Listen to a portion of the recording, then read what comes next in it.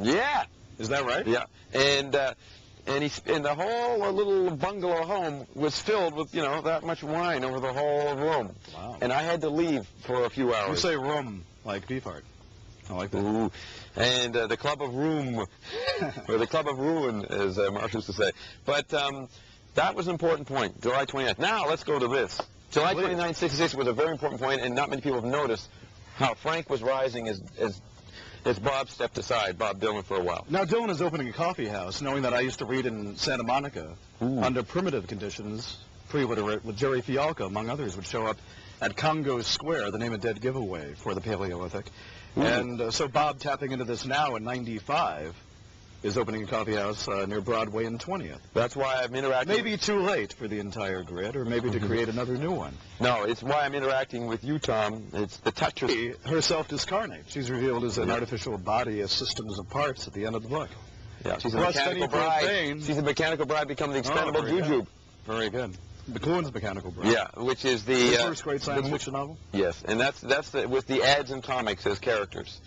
You know, it's not an anthropomorphic character situation. The media are characters, and the ads and comics are commenting on the print, and the text is about other media.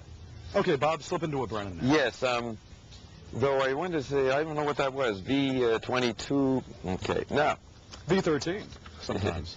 The thing the is, show goes out to them, and so we're giving back to the community. Oh, I wanted to tell you, it relates to this. I'm glad you mentioned that, because we've retrieved it. I'm the only one who knows where Pynchon is today. And he's living in New Jersey to focus it for people. He's living in New Jersey? Yes, he's living in New Jersey, and he goes around to all the local libraries and removes any copies of Gravity's Rainbow that has his picture on it.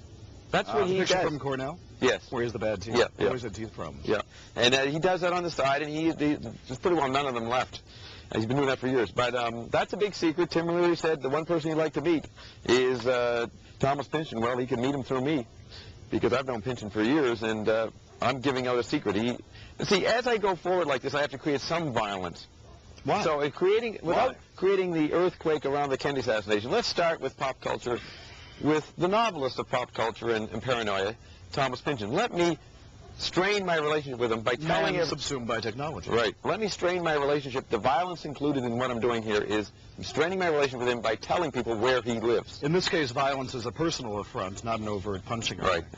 A butler technique learned from those houses, yes. Grand Manor houses. Now, I know this through my communications with the Exes, who can tell me anything about anything. They surveil this thing from the universal mythic stage. Now, when I read Tom's poem Conjuree, it is obviously evocative of a great topic that the Exes did on what's life like on this planet in the year 2078. They did it in 1978. And one could, if they got me behind the scenes, I can give them a tape. And it's all about the new experiment in Australia, 2078, where they're taking a young person and having him totally brought up in a virtual reality situation. But it's so hyper-real and so developed that he doesn't know that he's in a virtual reality. And he talks, the Exes have him come through and speak to me in time. He already exists in time. It's the Frank Zappa theme. Is this like the Terence McKenna time wave zero thing? That'll note that he picks Frank Zappa's birthday as the endpoint in 2012, December 21st. Oh, that's interesting. And see, that will mislead you. Also, Carl Wilson of the Beach Boys, proving Pynchon right. But anyway. Right. Now, let's not get distracted on that yet. That'll be future seminars. I digress. Yeah. Why was I bringing up, what made you go off on... 2078. Oh, yes. So this person is coming through describing his relationship with a girl. He has a lover and how they interact. He doesn't know it's a virtual image. He doesn't know that his whole existence is a virtual image. And it's experimental at this point to grow somebody through the stage of apprehension through virtual reality. You could almost say at that point the electric environment has evolved to its endpoint, which will be called a Waldo. And therefore they turn the electric environment because they move into a new technology. And everybody will ask him, where's Waldo in another context? It'll become accepted to grow up in virtual reality because it's a cliche environment. Okay? That's why it would be there. The virtual reality will be... all the artists we love essentially retrieve cliches for their own purposes. Right. Now, the point is that his description of the girl interacting with him was totally conjured by your poem, Conjuree, because I see so many references here to particulars in my life and in my public representation, but it's about, it's obviously... What would some of those be? It's almost synchronistic. Like I did a whole thing on the pentangle the other day with a friend, and you have pentangle in here, and you have this person is not only the mechanical bride but the electric bride, and a virtual image that you're hallucinating on and dealing with. Her name was Karina, and she was Canadian, and she was 23 when I knew her. You see, this entire year she was 20. She had just turned 23. Right. So the point is, we broke up on October 23rd. Ooh, that's because you were now become. When was that? What year? 88. That's 4 times 22. After lockdown was. After lockdown, Babu, where the 23, the Robert Anton Wilson faction, the Garcia faction disappears. The 23 archetype out of Crowley and Burroughs disappears, and that's why you broke up, because we're moving into 22 vibe. Actually, you're belatedly moving into 22 vibe. We're moving into 14 later, surfacing 14 surfaces in the late 80s. But that meant that 23 was really far removed, no longer a support structure, so you had to go into 22. And that's why you broke up on October 22nd, right? October 23rd, under the impact of October 22nd. And if you look into... the Cuban Missile Crisis. Oh, if you go into the Covert Action Bulletin, April 1981, there's an article by a person, Fred somebody, on the October 22nd movement, and how many major operations like November 22nd, 63 were done around the number 22. Well, talk about Karina's Electric Bride. Why and how did she affect me this way? See, do you get a hologram of her as you read it? Insomnia is the name of the journal. Right. Now, and also a condition. Right. Insomnia is the condition we live in since 1945. We are dreaming awake because we've extended our dream system, our central nervous system. We're living inside a dream with the television environment from 53 to 93. And that dream, the extension of dream makes us live in a situation where we're dreaming awake. We can't fall asleep. And again. Right. Well, one of my main jobs, in one level of slack inducement, is to help you fall asleep. Now, remember Don Van Vliet in the Rolling Stone May 1470 thing talked about how he couldn't sleep for a year and a half. Remember that he story? Went on a mental fast. Yes.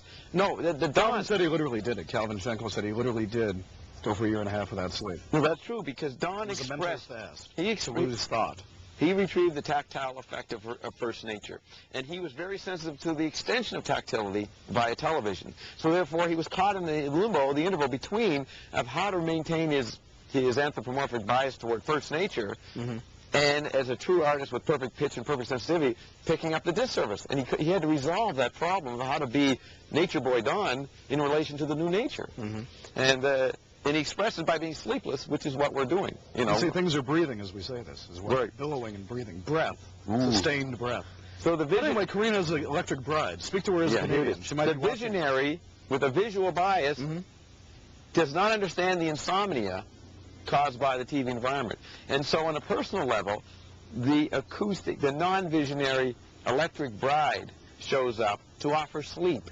But if she doesn't know the ground she's operating in, she cannot give you sleep. This leads to endless divorces. This is the root of the problem between male and female principles in our time. I say time is the root of all evil. Right. And the reason she's a conjuree is that television evokes the right hemisphere environment. Therefore, it favors the feminine principle. Therefore, you're subjected to the conjured effect from the conjuring cause of television.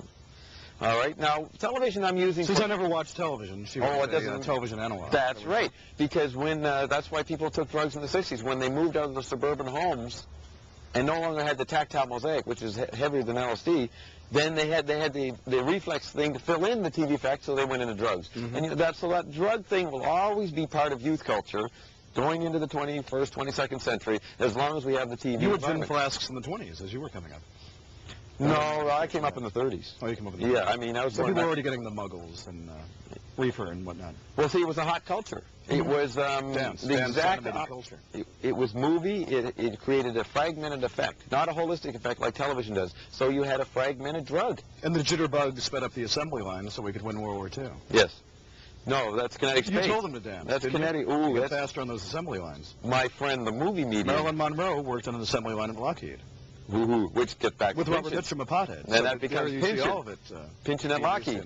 That's where he worked into the parent instructor.